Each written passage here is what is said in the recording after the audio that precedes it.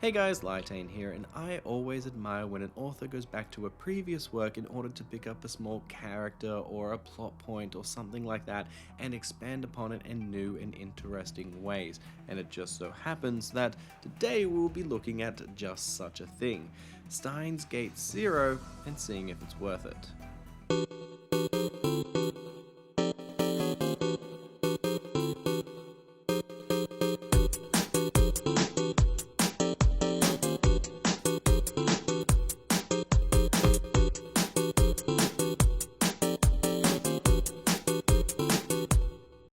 Steins Gate Zero is a sequel, prequel, midquel, and just about every other kind of cool you could think of to Steins Gate. Released in 2015 in Japan, it was localized and distributed to most platforms by 2016.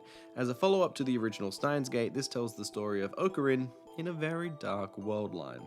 Now, I don't usually say this, but this will have heavy spoilers for Steins Gate, so don't go any further if you want to avoid spoilers. Skip ahead to the very end if you just want to know what I thought about this game in particular, but honestly, if you have not played Steins Gate, do not watch this review. Okay, you've been warned, there will be spoilers now. This game shows an alternate ending to the original Steins Gate and tells the story of how Ocarina sent his Nostalgia Drive, which is the official name of the video DMALs, to the past. So as you may recall, Ocarina saved Mayuri by changing to the Beta world line. The consequence, though, was accidentally killing Kirisu.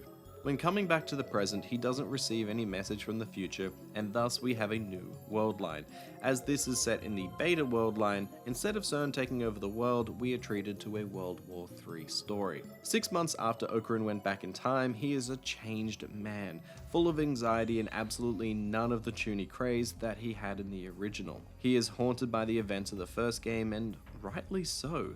He goes to a seminar on AI and he sees an amazing display of a new AI called Amadeus. It is a core program that can run stored memories. The amazing part is that it is a human consciousness running everything. The AI is incredibly lifelike, it keeps secrets, it gets embarrassed, and it even has intuition. Ocarina meets with the guy in charge, Dr. Leskinen, and learns that he was Kirisu's professor in America, and just before she went to Japan, she had her memory put into the Amadeus system. From here on, it shows Ocarina's struggle with his PTSD and how the world line will eventually fall into that dark World War III plot. Steins Gate Zero is, as you might have guessed, a visual novel. It is almost identical to the first game, where you will press your button to advance the text, you will read and listen to it, and then play around with your phone every now and then. One small change to this formula is that the email system has been upgraded to the D-Rhine system. It is more like a real messenger with short text and sticker memes.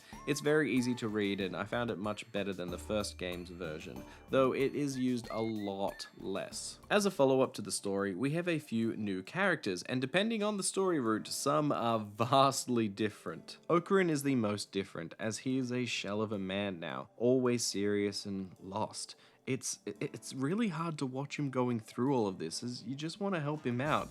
I was even missing that toony personality, which I thought I'd never say. Suzuha is also very different in this game. As this is the beta Suzuha, she isn't quite as carefree as she did live through a war this time.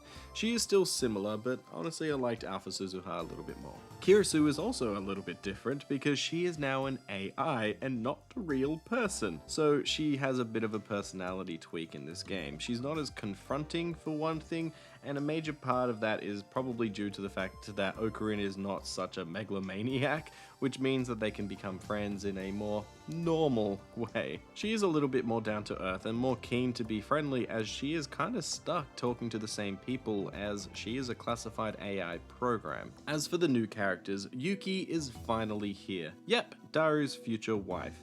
She's a good-looking lady as well, and is introduced in a kind of offhanded way.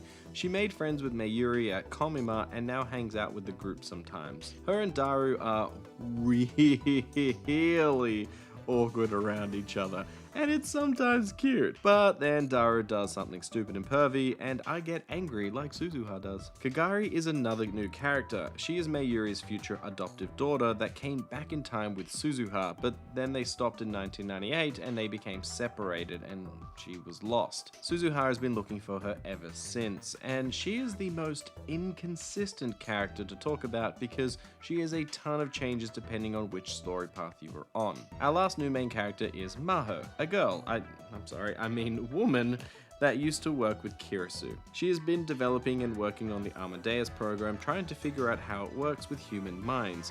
While she is very smart, she always feels like second best next to Kirisu. I like her, and she has a lot of depth and growth around her, but she is also quite similar to how Kirisu was from the first game, so it felt like her character was a little lacking at times and not original. Also, her design wasn't the best either. It was just a little bit too simple for me. This game has two major changes to the first, and that is in its story structure.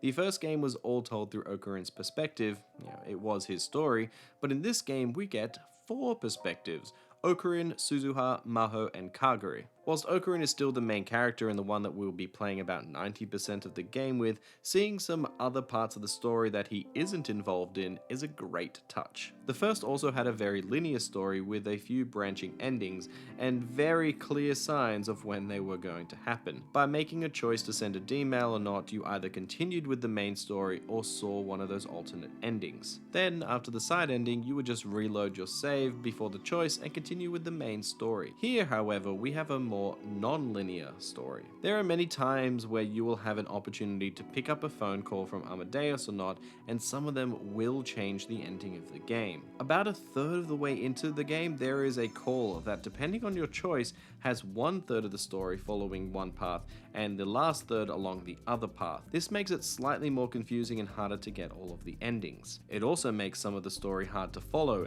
as you will learn information from one world line that isn't true for the other world line. This can become a little confusing to keep everything straight in your head at times, or at least it was for me. And as you are locked into one half of the game or the other by this one choice, it can be a little bit jarring when you do go to the other side because you aren't sure what you're meant to know. The different world lines also contradict each other but not themselves, so while it does make sense to its own story, it might be a little bit challenging to keep up. This game also has a true ending route, but this is much simpler to get. Basically, you have to get one of the good endings along one half of the game route, and after that, you can go down the second route and it unlocks the true ending afterwards. While I like the simplicity of it, I hate the execution of this.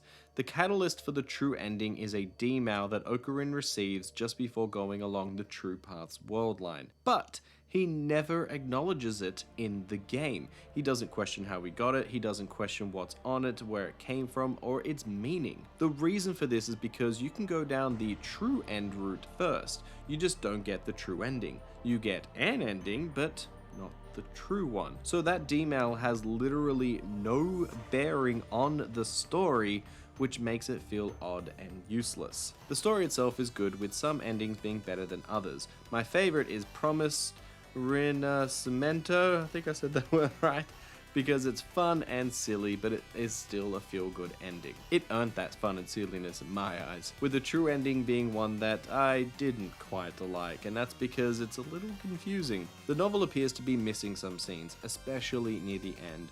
In fact, some of these kind of ended up in the anime to help fill some of these holes, so there you go. But I do like how Okurin has to learn to deceive the world in order to reach Steins Gate. The developers said that they wanted to show just how hard it was to get to the Steins Gate world line. In the first game, it looked pretty easy. Live with some guilt, come up with a plan, send back that video, and boom, Steins Gate. In actuality, the loss, the heartache, the pain, and the effort it took to get to that point was incredibly tough and challenging. Who knows how many times Okurin failed before he got to that point in his life. We do know it eventually works out for him, but damn, that struggle, man. But I do have some problems with this story and its ending. I'll talk a little bit more about it in the spoiler video section, but it isn't as good as the first game. In my opinion, Steins Gate Zero is worth it, and was, for the most part, a good follow-up to Steins Gate. The pain that Ocarina goes through is hard to watch because you just want him to be happy. In a way, I felt like Mayuri would be feeling having to watch him go through all of this. While I did have some issues with the story, especially the true ending, the journey to reach it was fun. So guys, tell me what you thought about Steins Gate Zero. Did you like it? Did you hate it? Did you think it was as good as the first game? Did you think they needed to expand the point of the nostalgia drive, or was it just a silly idea that they just decided to run with? I think it was a cool idea, you know, a sequel, midquel, prequel that just slots itself into the thing. It doesn't hurt the original game, it only enhances it, and yeah, it's pretty good. It's pretty good. Tell me what you think. And don't forget to like and subscribe, and I'll see you guys next time. Bye.